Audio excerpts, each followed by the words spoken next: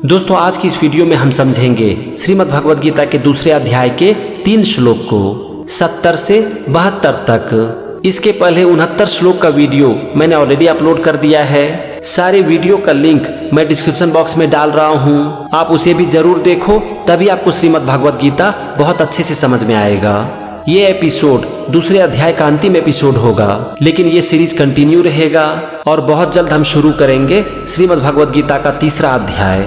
तो चलो एक एक करके हम तीनों श्लोक को समझते हैं। सबसे पहले हम समझेंगे श्रीमद् भगवद गीता के दूसरे अध्याय का 70वां श्लोक। भगवान श्री कृष्ण कहते हैं, आपूर्यमान मचल प्रतिष्ठम समुद्र मापः प्रविशन्ति यद्वत् तद्वत् कामयं प्रविशन्ति सर्वे स शांति माप नोति न काम कामी। ये था पूरा श्लोक। चलो सबसे पहले हम एक एक शब्द का मतलब समझते हैं। यहाँ पर सबसे पहला शब्द है आपूर्यमान मचल प्रतिष्ठम। इसमें है 2 शब्द, आपूर्यमानम और अचल प्रतिष्ठम।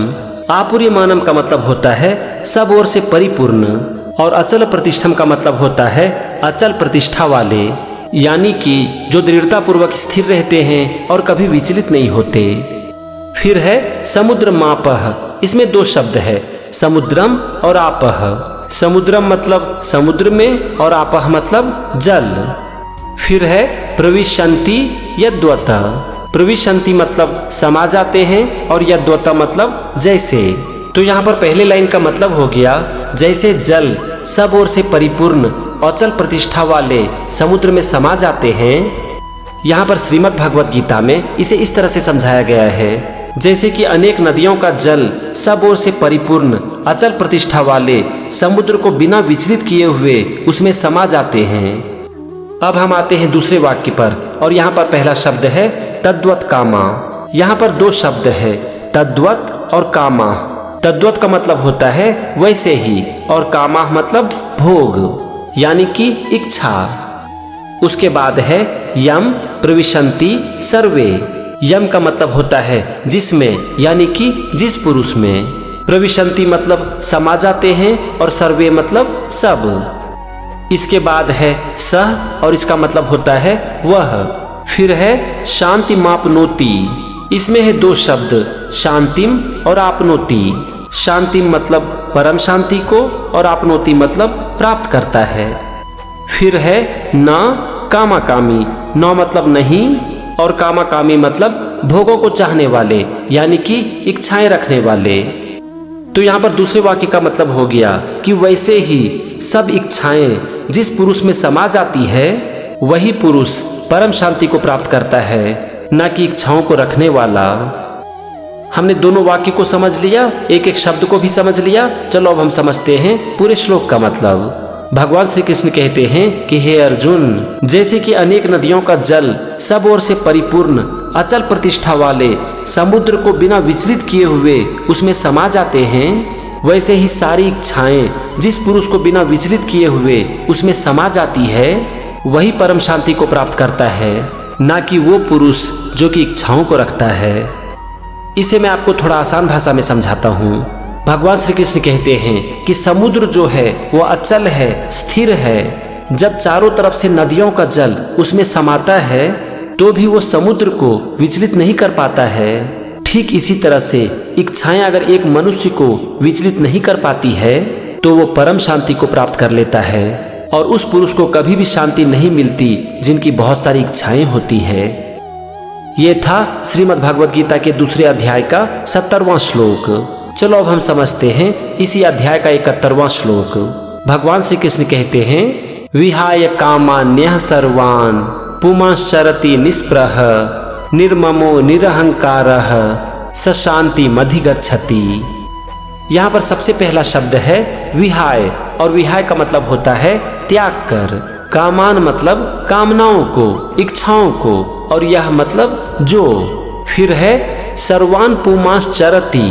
इसमें है 3 शब्द, सर्वान, पुमान और चरति। सर्वान मतलब संपूर्ण, पुमान मतलब पुरुष, और चरति मतलब चरता है, विचरण करता है। इसके बाद है निस्पृह, और इसका मतलब होता है इच्छा रहित, यानी कि बिना इच्छा के। तो यहाँ पर पहले वाक्य का मतलब हो गया कि जो पुरुष संपूर्ण कामनाओं को त्याग कर इच्छा रहित विचरण करता है। अब हम आते हैं दूसरे वाक्य पर और यहाँ पहला शब्द है निर्ममः और इसका मतलब होता है ममता रहित। फिर है निरहंकारः और इसका मतलब है जिसमें अहंकार ना हो। इसके बाद है स मतलब वह और अंतिम शब्द है शांतिम अधिगच्छति। इसमें है दो शब्द शांतिम और अधिगच्छति। शांतिम मतलब शांति को और अधिगच्छति मतलब प्राप्त करता है। तो यहाँ पर दूसरे वाक्य का मतलब है कि जिसमें ममता नहीं होती है, यानी कि वो ममता रहित होता है, अहंकार रहित होता है, वही शांति को प्राप्त करता है। ममता रहित का ये मतलब नहीं है कि किसी के ऊपर दया ना होना, इसका यहाँ पर मतलब है मोह नहीं होना। ये था एक एक शब्द का मतलब और दोनों वाक्य का मतलब। चलो अब हम समझते हैं पूरे श्लोक का मतलब। भगवान श्री कृष्ण कहते हैं कि हे अर्जुन, जो पुरुष संपूर्ण कामनाओं को त्याग कर ममता रहित, अहंकार रहित और इच्छा रहित होकर विचरण करता है, वही शांति को प्राप्त करता है। कहने का यहाँ पर मतलब है कि जो पुरुष कामनाओं को छोड़ देता है, मोह, अहंकार और इच्छाओं को छोड़ देता है, वही शांति को प्राप्त करता है। यह था श्रीमद् भगवद गीता के दूसरे अध्याय का 71वां श्लोक। चलो अब हम समझते हैं इस अध्याय का 72वां और अंतिम श्लोक। भगवान श्री कृष्ण कहते हैं एषा ब्राह्मी स्थिति पार्थ नैनाम प्राप्य विमुह्यति स्थित्वा स्यामंत कालेपि ब्रह्म निर्वाण मृच्छति। यहाँ पर सबसे पहला शब्द है ऐसा और ऐसा का मतलब होता है यह। फिर है ब्राह्मी और ब्राह्मी मतलब जो ब्रह्मा को प्राप्त कर लेता है। इसके बाद है स्थिति और स्थिति का मतलब होता है स्थिति है। फिर है पार्थ, ये अर्जुन का नाम है। इसके बाद है नए नाम, इसमें है दो शब्द नौ और ए नाम। नौ मतलब नहीं और ए नाम मतलब इसको। इसके बाद है प्राप्य विमुह्यति, प्राप्य मतलब प्राप्त होकर और विमुह्यति मतलब मोहित होता है। तो यहाँ पर पहले लाइन का मतलब हो गया हे पार्थ, यह ब्रह्म को प्राप्त पुरुष की स्थिति है और इसको प्राप्त करके ऐसे पुरुष कभी मोहित नहीं होते। अब हम आते हैं दूसरे वाक्य पर और यहाँ पहला शब्द है स्थित्वा स्यामंत कालेपि। इसमें है चार शब्द स्थित्वा, अस्याम, अंत काले और अपि। स्थित्वा मतलब स्थिर होकर, अस्याम मतलब इसमें, अंत काले मतलब अंत काल में यानी कि जीवन के अंतिम समय में, और अपि मतलब भी। इसके बाद है ब्रह्म निर्वाण मृच्छति। इसमें है दो शब्द ब्रह्म निर्वाणम और ऋच्छति। ब्रह्म निर्वाणम मतलब ब्रह्म आनंद को और ऋच्छति मतलब प्राप्त करता है। तो यहाँ पर दूसरे वाक्य का मतलब हो गया अंत काल में भी इस ब्रह्म स्थिति में स्थिर होकर ब्रह्मानंद को प्राप्त करता है। चलो अब हम समझते हैं पूरे श्लोक का मतलब। भगवान अर्जुन से कहते हैं कि हे पार्थ, यह ब्रह्म को प्राप्त पुरुष की स्थिति है और इसको प्राप्त करके वो कभी मोहित नहीं होते। ऐसे पुरुष अंत काल में भी इस ब्रह्म स्थिति में स्थिर होकर ब्रह्मानंद को प्राप्त करते हैं। यहाँ पर भगवान श्री कृष्ण कह रहे हैं कि जो पुरुष ब्रह्म स्थिति को प्राप्त कर लेता है वो जीवन में किसी भी चीज से कभी भी मोहित नहीं होता और ऐसे पुरुष ही जीवन के अंत काल में ब्रह्म की स्थिति में स्थिर होकर ब्रह्मानंद को प्राप्त करते हैं।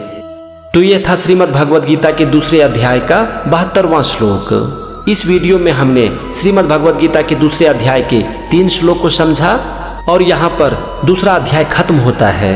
ये सीरीज कंटिन्यू रहेगा। अब हम बहुत ही जल्द तीसरे अध्याय को शुरू करेंगे और वहां पर भी मैं आपको बताऊंगा श्रीमद् भगवद गीता के एक एक श्लोक को एक एक वर्ड के साथ और उसकी मीनिंग के साथ। तो बस मेरे साथ बने रहिए। मिलते हैं अगले एपिसोड में। जय श्री कृष्णा।